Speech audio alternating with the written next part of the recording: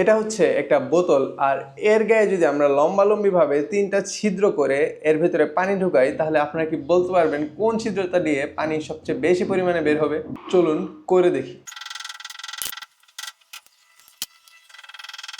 3টে ছিদ্র করার পরে একে টেপ লাগিয়ে নিচ্ছি, যেন পানি ফিল আপ করার সময় এটা দিয়ে পানি না পড়ে যায়। পানি ফিল আপ করার পালা শেষ। এবার টেপ খুলে দেখি কোনটা দিয়ে সবচেয়ে বেশি পানি পড়ছে।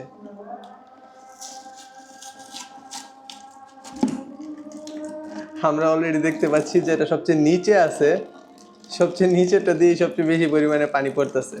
বাকি 2টা ছিদ্র থেকে সবচেয়ে নিচেরটা দিয়ে বেশি পানি পড়ার ফিজিক্সটা চলেন বুঝে আসি। আজকে আমরা যে টপিক নিয়ে আলোচনা করব সেটি হচ্ছে চাপ এবং প্লবতা। চাপ বা প্রেশার। চাপ বলতে আসলে আমরা কি বুঝি? চাপ হচ্ছে একক ক্ষেত্রফলে লম্বভাবে প্রযুক্ত বলকে চাপ বলে, অর্থাৎ প্রেশারটা এরকম লম্বভাবে পড়তে হবে। লম্বভাবে পড়লে সেটাকে বলে চাপ বা প্রেশার। এখন চাপের সূত্র হচ্ছে P = F/A। এখানে P হচ্ছে চাপ, F হচ্ছে বল, আর A হচ্ছে আমাদের ক্ষেত্রফল,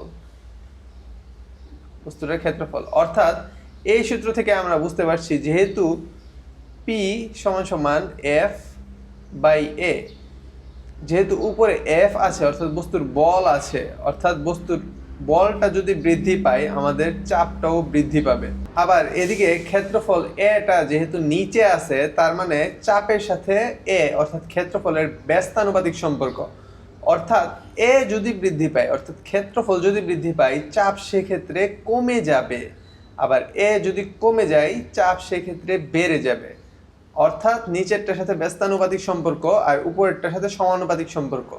উপরেরটা যদি কমে, চাপও কমে যাবে। অর্থাৎ বল বাড়লে চাপ বাড়বে, বল কমলে চাপ কমবে। আবার ক্ষেত্রফল বাড়লে চাপ কমে যাবে, উল্টা ধরনের সম্পর্ক। চাপের অবশ্যই একক আছে, আর চাপের এসআই এককটা হচ্ছে এই প্যাসকেল। আর 1 প্যাসকেল সমান হচ্ছে 1 নিউটন/মিটার স্কয়ার। কিন্তু এসআই একক যখন জিজ্ঞেস করে তখন সাধারণত আমরা এই প্যাসকেলকেই ধরে থাকি। এবার আমাদের জন্য একটা প্রশ্ন আছে। প্রশ্নটা হচ্ছে পেরেকের কোন প্রান্তে চাপ বেশি, আগায় নাকি ডগায়? আচ্ছা, এটা হচ্ছে আমাদের একটা পেরেক।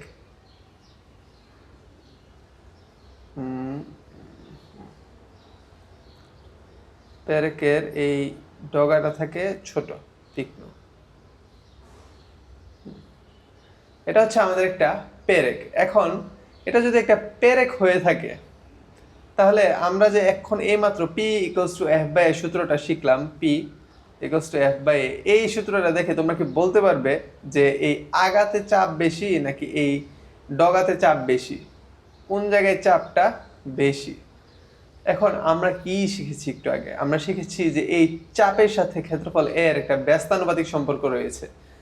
অর্থাৎ ক্ষেত্রফল যদি কমে তাহলে চাপ বাড়বে, ক্ষেত্রফল বাড়লে চাপ কমবে, অর্থাৎ উল্টা সম্পর্ক, ব্যস্তানুপাতিক সম্পর্ক।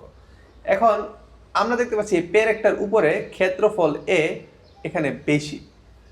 ক্ষেত্রফল যেহেতু A এখানে বেশি, এখানে চাপটা তার মানে কম। আর ক্ষেত্রফল A যেহেতু এই জায়গায় কম, এই জায়গায় হচ্ছে আমাদের ক্ষেত্রফল কম, তার মানে এই জায়গায় হচ্ছে আমাদের চাপটা বেশি। তো আমাদের প্রশ্ন কি ছিল? আমাদের প্রশ্ন ছিল পেরেকের কোন প্রান্তে চাপ বেশি, আগায় নাকি ডগায়? তো যেহেতু ক্ষেত্রফল ডগায় কম, তার মানে চাপটা ডগাতেই বেশি। আর এই ডগাতেই চাপটা বেশি হওয়ার কারণে নর্মালি ওয়ালের ভিতরে এই পেরেকটা সুন্দর করে ঢুকে যায়। এবার আমরা শিখব তরলের চাপ, অর্থাৎ লিকুইড প্রেশার। তরলের চাপের জন্য একটা আলাদা সূত্রই রয়েছে। তরলের চাপের ক্ষেত্রে সূত্রটা হচ্ছে P = ρgH।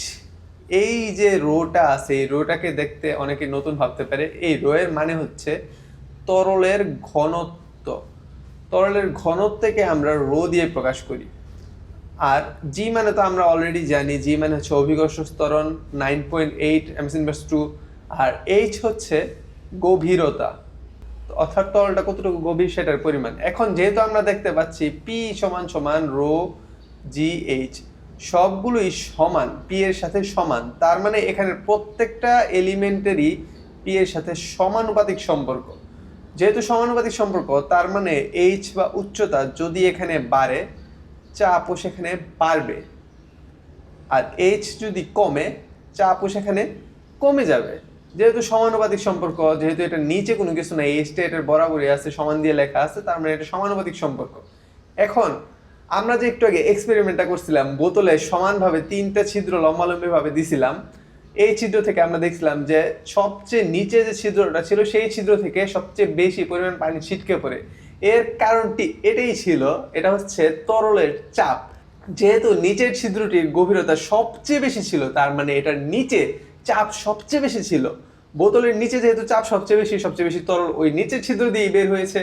এই জন্য এই বোতলে 3টা ছিদ্র থাকলেও সবচেয়ে নিচের ছিদ্র দিয়ে সবচেয়ে বেশি পরিমাণ পানি বের হয়েছে।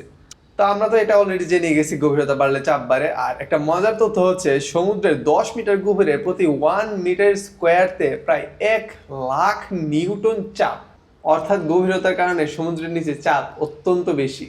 এবার আমরা অনেক মজার একটা টপিক শিখবো, সেটা হচ্ছে প্লবতা। আমরা যখন কোনো একটা বস্তুকে পানিতে ডোবানোর চেষ্টা করি, তখন তরল সেই বস্তুটাকে ঠেলে উপরের দিকে পাঠিয়ে দেয়। এই বলটাই হচ্ছে প্লবতা। প্লবতার একটা সূত্র রয়েছে, প্লবতার সূত্র হচ্ছে রো ভি জি।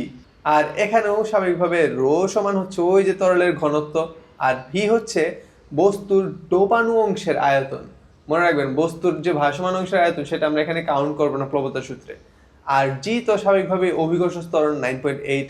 অর্থাৎ আমাদের কাছে যদি কোনো একটা তরলের ঘনত্ব দেয়া থাকে, আর যে বস্তুটা সেই তরলে ডোবাইছি সেই ডোবানো অংশের আয়তনটা দেয়া থাকে, তাহলে আমরা খুব সহজেই 9.8 দিয়ে সেগুলোকে গুণ দিয়ে আমরা ওই তরলের প্লবতা বলটা বের করে ফেলতে পারবো। এবার আমরা কিভাবে বুঝবো যে কোনো একটা বস্তুকে যদি আমরা একটা তরলে ছেড়ে দেই তাহলে সেটা ভাসবে নাকি সেটা ডুববে? বোঝার শর্তটা খুবই সিম্পল। আমরা যদি দেখি যে বস্তুর যে ডেনসিটি বা বস্তুর যে ঘনত্ব আছে সেটা তরলের ঘনত্ব বা ডেনসিটি থেকে কম, তখন সেই বস্তুটা ভেসে থাকবে। আর বস্তুর যে ডেনসিটি বা ঘনত্ব আছে সেটা যদি তরলের ঘনত্বের চেয়ে বেশি হয়ে যায়, তখন সেই বস্তুটা ডুবে যাবে।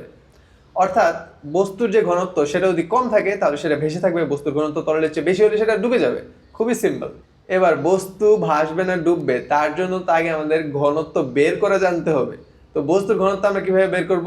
এর জন্য খুবই সিম্পল সূত্র আছে, যে কোনো বস্তুর ঘনত্ব সমান সমান ভর ডিভাইডেড বাই আয়তন। আর যে কোনো বস্তুর ঘনত্বকে আমরা রো দিয়ে লিখতে পারি, রো সমান সমান এম বাই ভি। এই সিম্পল সূত্রটা দিয়েই আমরা যে কোনো বস্তুর ঘনত্ব নির্ণয় করে ফেলতে পারি। এবার কিছু প্রিভিয়াস ইয়ার কোয়েশ্চেন সলভ করার পালা। এই যে ঢাকা বোর্ডের প্রশ্ন, চাপের এসআই একক কি? আমরা ক্লাস শুরুই করছিলাম এই চাপ দিয়ে, আর তখনই আমরা বলছিলাম যে চাপের এসআই একক হচ্ছে এই যে প্যাসকেল। তারপরের প্রশ্নটা হচ্ছে যশোর বোর্ডের প্রশ্নটা ইন্টারেস্টিং। সেখানে তারা বলছে যে একটা বস্তুর ভর 200 গ্রাম, আয়তন 250 সেন্টিমিটার কিউব। প্রথম প্রশ্নটা হচ্ছে বস্তুর ঘনত্ব কত? ঠিক আছে, আমরা একটু আগে জাস্ট এইমাত্র বস্তুর ঘনত্ব নির্ণয় করে শিখলাম। আমরা কি জানি? বস্তুর ঘনত্ব সমান সমান বস্তুর ঘনত্ব রো সমান সমান এম বাই ভি, অর্থাৎ ভর বাই আয়তন। ভর আমাদের কাছে কত দেওয়া আছে? 200 গ্রাম, আর 250 দেওয়া আছে সেটার আয়তন 250 সেন্টিমিটার কিউব। তো আমরা যদি এটাকে হিসাব করি সেটা দাঁড়ায় 0.8 গ্রাম পার সেন্টিমিটার কিউব। এটাই হচ্ছে বস্তুর ঘনত্ব। এবার খ নম্বর প্রশ্নটি হচ্ছে, পানিতে দিলে বস্তুটি ভাসবে নাকি ডুববে? কারণ দাও। ঠিক আছে, খ নাম্বার। এখন পানিতে দিলে বস্তুটা ভাসবে নাকি বস্তুটা ডুববে, তার জন্য আমাদের কোন দুইটা জিনিস প্রয়োজন? আমাদের জাস্ট বস্তুর ঘনত্ব প্রয়োজন আর পানির ঘনত্ব প্রয়োজন। যদি বস্তুর ঘনত্ব কম হয় পানির থেকে তাহলে বস্তুটা ভাসবে, বস্তুর ঘনত্ব যদি বেশি হয়ে যায় তাহলে পানিতে সেটা ডুবে যাবে। তো বস্তুর ঘনত্ব আমরা এই ক নাম্বারেই বের করে ফেলছি, 0.8 গ্রাম পার সেন্টিমিটার কিউব। কিন্তু পানির ঘনত্ব তো এখানে দেয়া নাই। মনে রাখবে, যখনই পানির ঘনত্ব দেয়া থাকবে না তখন আমরা সাধারণভাবে সবসময় পানির ঘনত্ব ধরে নিব 1 গ্রাম পার সেন্টিমিটার কিউব। এটা হচ্ছে পানির ঘনত্ব যখন পানির অন্য কোনো ঘনত্ব দেয়া থাকবে না। পানির নর্মালি ঘনত্ব হয় এটা 1 গ্রাম পার সেন্টিমিটার কিউব। এখন আমাদের বস্তুর ঘনত্ব কত ছিল? বস্তুর ঘনত্ব ছিল 0.8 গ্রাম পার সেন্টিমিটার কিউব। পানির ঘনত্ব কত? 1 গ্রাম পার সেন্টিমিটার কিউব। তার মানে বস্তুর ঘনত্ব পানির থেকেও কম। এটা 1ও হইতে পারে না, এটা 0.8। তো 0.8 অবশ্যই লেস দেন 1, তার মানে বস্তুর ঘনত্ব কম। বস্তুর ঘনত্ব কম, তার মানে বস্তু ভাসবে। তো কারণটা হচ্ছে এটাই, বস্তুর ঘনত্ব পানির ঘনত্বের চেয়ে কম, এই কারণে বস্তুটি ভাসবে। তারপরের প্রশ্নটি এসেছে আমাদের কুমিল্লা বোর্ডে, পেরেকের ডগা সরু হয় কেন? চাপের ধারণা ব্যবহার করে ব্যাখ্যা করো। ঠিক আছে, পেরেকের ডগা সরু হয় কেন? আমরা আবার ওই যে পেরেক আঁকি। এটা হচ্ছে একটা পেরেক, এটা হচ্ছে তার ডগা, এটা হচ্ছে ডগা। এখন এটা হচ্ছে আগা আর এটা হচ্ছে ডগা, ঠিক আছে। এখন পেরেকের ডগা শুরু হয় কেন, তার জন্য আবার আমরা সেই চাপের সূত্রটা লিখে ফেলি। চাপ পি সমান এফ ডিভাইড বাই এ। আমাদেরকে বলছে পেরেকের ডগা সরু হয় কেন। পেরেকের ডগা সরু হয় খুবই সিম্পল একটা রিজন আছে। দেখেন, ডগা যেহেতু সরু, তার মানে হচ্ছে ক্ষেত্রফল আমাদের কমে যাচ্ছে, ঠিক আছে। ক্ষেত্রফল যদি আমাদেরকে কমে যায় তাহলে চাপ আমাদের বৃদ্ধি পাচ্ছে। অর্থাৎ আমি যদি বল এই ক্ষেত্রে কমও দেই, অর্থাৎ কম বল দিই, আমি বেশি চাপ পাবো। কারণ হচ্ছে আমাদের ক্ষেত্রফল যেহেতু আমরা কমাই দিচ্ছি, চাপ তো এমনি বেড়ে যাবে। তার মানে আমরা যদি কম বল প্রয়োগ করি সেই পেরেক সহজে ভেতরে ঢুকে যাবে, ওয়ালের ভেতরে ঢুকে যাবে, কারণ হচ্ছে আমাদের ক্ষেত্রফল কম। যদি কোনো কারণে ক্ষেত্রফলটা বেশি থাকতো তাইলে আমাদের এই সমান পরিমাণ চাপ পেতেই অনেক বেশি পরিমাণ বল দেওয়া লাগতো। তো আমরা কম বলে যেন পেরেকটা ওয়ালে ঢুকাতে পারি, সেই জন্য পেরেকের ডগাটা এরকম সরু রাখা হয়, কারণ ক্ষেত্রফল কমলে চাপ বেড়ে যায়। তো কম বল দিলে আমরা ভালো একটা চাপ পেয়ে যাব। তারপরের প্রশ্নটি এসেছে রাজশাহী বোর্ডে, বলছে কোনটি সঠিক? তরলের চাপ গভীরতা, আচ্ছা, এই প্রশ্ন পরে আমরা বুঝতে পারছি এটা তরলের চাপ রিলেটেড একটা প্রশ্ন। তার মানে তরলের চাপের সূত্রটা আমরা কি জানি? তরলের চাপের সূত্রটা আগে আমরা লিখে নিই। তরলের চাপ পি সমান সমান রো জি এইচ, ঠিক আছে। তরলের চাপ সমান সমান আমরা জানি রো জি এইচ, ঠিক আছে। এখন আমাদের প্রশ্ন হচ্ছে তরলের চাপ গভীরতার সাথে কমে, এটা হচ্ছে চাপ, এটা হচ্ছে গভীরতা।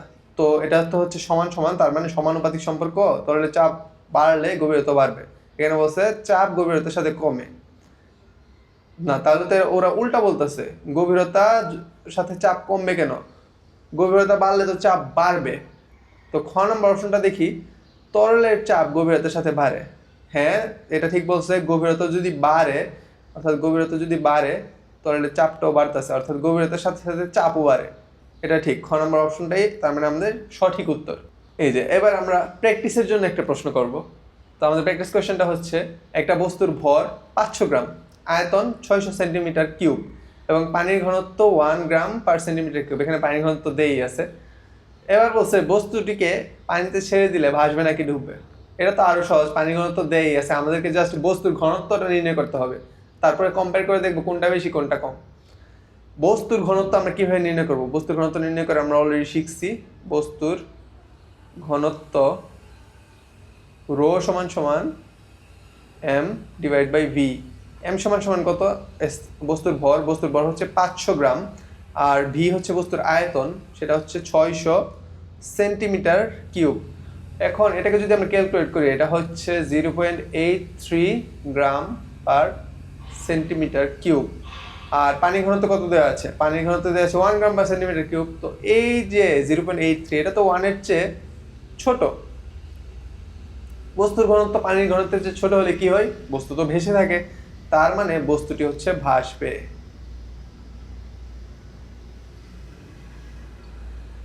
এবার আমাদের চাপ ও প্লবতা রিলেটেড আপনাদের যে কোনো ধরনের প্রশ্ন থাকুক, যে কোনো ধরনের প্রবলেম থাকুক, আপনারা সবাই কমেন্টে জানান, আমি সবার উত্তর দেওয়ার চেষ্টা করবো ইনশাল্লাহ।